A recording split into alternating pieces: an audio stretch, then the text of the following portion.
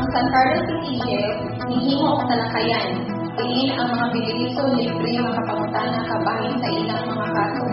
Atol sa pagsaulong sa 90th Correctional Punishment Week sa niadtong Oktubre 23, 2003. Usa sa pinaka-importante nga kalihukan sa selebrasyon sa Correctional Consciousness Week mao ang talakayan. Diin gihisgutan o gipasupot sa mga binilanggo ang mga pangutana kabahin sa ilang mga tagsa-tagsa ka kaso. Kini gihatagan og mga katin-awan ug tubag sa mga dinapit nga gikan sa lain-laing buhatan nga may kalabutan ang ilang mga kaso sama sa buhatan sa parole and probation. Public attorney o district public attorney, representante sa hukmanan sa RTC 57, 58 o 59, Philippine National Police, PGMP, o representante usab sa Roman Catholic. Tawaran serba, digit mo si Lardi, nga dirin na kung anak, Florido si Lardi, ilapok ko nila November to 2009. Di ba pag sugod sa kaso mo, giarin ka? Ginapamangkot ka, ikaw ni si Lardi nga muna.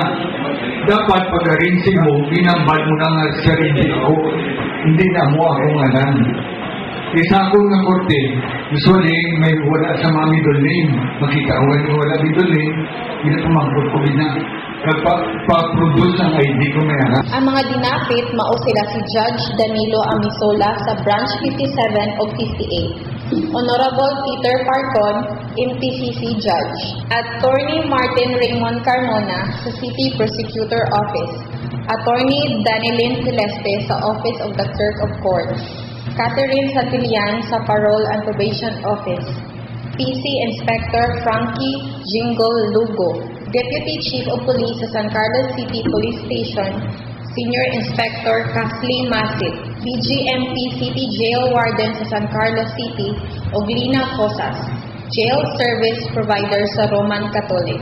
Gawa sa talakayan, gipahigayon usab ang San Carlos City Jail na Coco Celebration Raffle Draw nga may premyo nga usa ka sako nga bugas o rice cooker alang sa first prize, usa ka unit nga stand fan og 500 pesos worth of groceries alang sa second prize ug usa ka unit nga cellphone alang sa third prize.